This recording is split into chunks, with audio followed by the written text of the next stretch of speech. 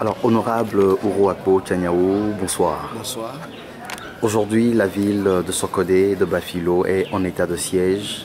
Dites-nous concrètement, qu'est-ce qui se passe là-bas et quel est l'état dans lequel se trouvent les jeunes à Bafilo et à Sokodé? Comme vous venez de le dire, l'état de la ville de Sokodé, tout comme la ville de Bafilo, et même la ville de Mango également, sont aujourd'hui dans un état de siège. Et on ne sait pas pourquoi, personne n'arrive à l'expliquer. Et la situation est très tendue, calme mais très tendue, parce que les jeunes ne sont pas d'accord et ils sont prêts à tout moment pour exprimer leur ras-le-bol, conformément à l'article 30 de notre Constitution. Et il faut reconnaître que depuis un certain temps, les militaires agissent comme s'ils étaient sur un terrain de bataille et les jeunes sont considérés comme des ennemis à abattre à tous les niveaux, par tous les moyens, par des fusils à balles réelles, avec des haches, avec des gros bâtons, des chaînes de vélo et comment l'appelle-t-on là? Des fils électriques enroulés destinés à frapper la population et les gens. Et nous nous sommes rendus compte qu'il y a une sauvagerie qui ne dit pas son nom. Il y a un état d'âme qu'on ne peut pas expliquer, comment les militaires se comportent comme si la population de Sokodé, de Bafilo et de Mango, cette population-là est devenue ennemie de l'armée togolaise. Et ça, c'est difficile. Ils sont rentrés dans toutes les maisons, il y a une violation des domiciles, il y a les vieux, les enfants, et tout le monde est passé à tabac, avec des blessures dans le dos, les pieds, la tête. On fracasse les têtes, on frappe pour tuer. Même des chefs de quartier sont frappés. L'exemple du chef du quartier de Salemdé est là, est palpable. J'ai rencontré le chef, il m'a expliqué les conditions dans lesquelles il a été frappé. Il a été bel et bien identifié, puisque ceux qui l'ont frappé l'ont identifié. Ils ont dit, c'est le chef, il faut le tuer. Et on l'a frappé, selon ses propres dires, on l'a frappé comme on frappe un lézard par terre. Et c'est Dieu seul qui l'a sauvé. Et lui-même, il n'arrive pas à expliquer comment il a réussi à être en vie aujourd'hui. Donc, c'est une situation terrible. Même les enfants de 3 mois, un enfant de 3 mois a été fessé. Tout simplement parce qu'il est un garçon et qu'on prétend que quand il sera grand, il va lancer les cailloux aux militaires. Voilà l'état d'esprit des militaires qui agissent à Sokodé. Eux-mêmes, ils ont incendié des maisons parce que nous avions eu des témoignages que ce sont les militaires qui ont incendié les boutiques, les maisons, ils ont vidé les boutiques, vandalisé des maisons, ramassé tout ce qu'ils trouvent, qu'ils peuvent prendre les téléphones portables, l'argent. Et c'est inexplicable ce qui s'est passé à Sokodé. Et ce qui est regrettable, c'est dans l'impunité totale. Voilà la situation telle que vécue par la population à Sokodé. Moi-même, j'y étais à Sokodé et c'est à peine croyable ce que j'ai vu. Alors, honorable, nous aurions également appris que les jeunes aujourd'hui vivent dans la brousse, d'autres sont carrément partis de l'autre côté du Ghana. Alors dites-nous, comment vivent-ils dans la brousse? Dans quelle situation, dans quelles conditions vivent-ils dans la brousse? Beaucoup ont fui dans la brousse, beaucoup sont partis au Ghana. Il y en a qui sont partis à Djarpanga et c'est ce qui est regrettable. Lorsque j'ai discuté avec les responsables de Amnesty International, on m'a fait savoir que les bérets rouges ont poursuivi, le jeudi passé, les bérets rouges ont poursuivi les jeunes qui sont allés se réfugier à Djarpanga. Et il a fallu l'intervention de Amnesty International pour les protéger. Voilà ce qui se passe, même les blessés, on refuse qu'ils aillent se faire soigner dans les hôpitaux. Et c'est dans une situation de fortune. Les gens, même les blessés par balle, sont obligés d'aller se faire traiter par les tradithérapeutes dans des conditions déplorables, avec des plaies à peine, en tout cas, supportables. Donc, et aujourd'hui, moi, j'ai peur. J'ai peur que beaucoup ne puissent avoir des plaies qui vont se transformer en gangrène. Et on me signale que la nuit, beaucoup de nos femmes, beaucoup de nos enfants font des cauchemars. Ils se réveillent, ils crient et là, la population est traumatisée. Et c'est pour ça que je lance un appel aux organisations internationales des droits de l'homme, aux institutions internationales, qu'elles puissent venir en aide à cette population-là qui en a vraiment besoin pour, en tout cas, remonter le moral pour ceux qui sont encore là et rassurer ceux qui ont fui, qui sont encore dans la brousse, livrés à la nature avec les serpents, parce que nous sommes en période de chaleur où les serpents sortent de leur cachette et il y a beaucoup de blessures de serpents. Il y a les femmes enceintes qui accouchent à même le sol dans la brousse.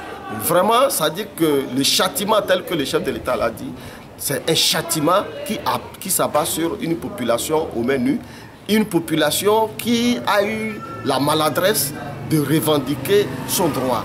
Et vraiment, c'est insupportable. Et c'est pour ça que je lance cet appel à toutes les bonnes volontés, capables d'aider cette population-là sur le plan psychologique, sur le plan financier et sur le plan moral, pour que cette population-là puisse tenir. Parce que les saisons qui arrivent sont... la saison qui arrive, c'est la saison pluvieuse. Et je doute fort que les gens puissent s'occuper des activités champêtres. Et là, il faut s'attendre à une période de famine qui s'annonce dans cette zone-là. Alors, comment peut-on expliquer cet acharnement-là des militaires contre la population de Sokodé? Est-ce que c'est parce que le gouvernement qui a toujours considéré cette zone comme son fief? Est-ce que c'est parce qu'aujourd'hui, cette zone se révolte? Est-ce que c'est pour cela qu'il y a cet acharnement contre cette population? Oui, on a comme l'impression que c'est un crime de lèse-majesté au Togo en général, et surtout dans la partie septentrionale, qui est considérée comme le fief du parti au pouvoir, de réclamer son droit ou même contester l'autorité au pouvoir, et encore moins demander le départ de M. Faure Gnassingbé, parce que c'est ce qui se passe. Toute cette population aujourd'hui réclame le départ de M. Faure Gnassingbé parce qu'elle en a marre. Parce que la gouvernance, depuis l'avènement de M. Faure Gnassingbé, n'a pas rassuré cette population. Au contraire, la pauvreté a augmenté dans cette zone-là. Et aujourd'hui, pour le pouvoir cinquantenaire du Togo, pour eux, contester son régime, son pouvoir, et encore demander son départ est un crime de lèse-majesté et qui mérite des châtiments. Et ça, ce qui se passe, c'est une punition collective qui est organisée contre cette population-là. Parce que, d'abord, originaire de la même localité que les tenants du pouvoir, qui considèrent le pouvoir comme une propriété clanique, un capital familial, et que personne ne doit contester. Donc, c'est la situation. Et nous avions compris que c'est parce que aujourd'hui, l'armée est utilisée comme un instrument de conservation du pouvoir. L'armée est utilisée ici pour réprimer dans le sang une population qui se défend les mains nues. Alors, honorable, tout récemment, le chef de l'État, devant les militaires à Témédja, est en train de vous pointer du doigt l'opposition comme étant les fauteurs de troubles, et il promet, n'est-ce pas, déceler ou arrêter ceux qui ont tué les deux militaires dans la maison du ministre, déceler ou arrêter ces gens-là et les châtier. Aujourd'hui, quelle analyse faites-vous par rapport à ce discours du chef de l'État? Non, rechercher ceux qui ont tué les militaires en faction dans la maison du ministre Agadazi, c'est ce que tout le monde demande. Mais que cela se fasse dans les règles de l'art, avec des institutions neutres, capables de dire la vérité et le droit. Mais ce n'est pas ce qui se passe dans la tête de M. Faure Gnassingbé. À lire et à écouter ce que M. Faure Gnassingbé dit, on a comme l'impression qu'il méconnaît la loi dite de Bojona, la loi du 16 mai 2012. Parce que pour lui, ce sont les organisateurs des manifestations qui sont responsables des dégâts et des tueries. Je suis surpris parce que c'est les militaires qui ont tiré sur la population. Le jeune Yakubu à Mango et tous ceux qui... On parle aujourd'hui de plus de 16 morts en 2 mois. ils ont été tués par les militaires. Ce sont des civils qui ont été tués par les militaires. Qu'en est-il de ceux-là qui ont tué les civils? Et nous disons que le chef de l'État fait de 2 poids 2 mesures. Parce que depuis son avènement au pouvoir, il y a beaucoup de morts. Ne serait-ce qu'en 2005. En 2005, il y a eu plus de 500 morts identifiés par l'ONU. Et lui, qui a profité de cet assassinat, qu'est-ce qu'il a dit? Après les événements de Mango, il y a eu des morts. Des chars ont écrasé une population au menu. Qu'est-ce qu'il a dit? La dernière fois à Agoé, c'était le 28 février 2017. On a tiré sur notre collègue Alabi. Mais jusqu'à aujourd'hui, il n'y a pas eu d'enquête. Donc nous comprenons que ce qui s'est passé chez le ministre Agadazi, il y a aujourd'hui des zones d'ombre. Personne ne peut comprendre ce qui s'est passé. Et ce qui est encore surprenant, c'est que lui-même, le chef de l'État, il a dit que ça a été réalisé par des gens bien organisés. Ça veut dire que ceux qui se sont organisés savaient que El Hadj Alpha Hassan Mollah allait être enlevé. Puisque c'est à la suite de l'enlèvement de Alpha Hassan qu'il y a eu cette réaction-là. Donc ça veut dire que c'est un coup qui a été préparé à l'avance. Si c'est un coup qui a été préparé à l'avance, ça veut dire qu'il y a des gens qui savaient que Alpha Hassan allait être enlevé et ils se sont préparés pour commettre ces forfaits. Et aujourd'hui, les zones d'ombre que nous constatons ici nous font douter du bon sens.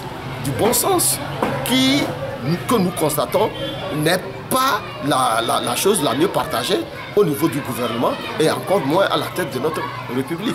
Et nous constatons aujourd'hui que la République est en danger parce que le chef de l'État semble se comporter comme un prince. Parce qu'à l'écouter, moi je n'ai pas vu le président de la République, encore moins le chef de l'État qui est de surcroît le ministre de la Défense nationale, censé protéger toute la population.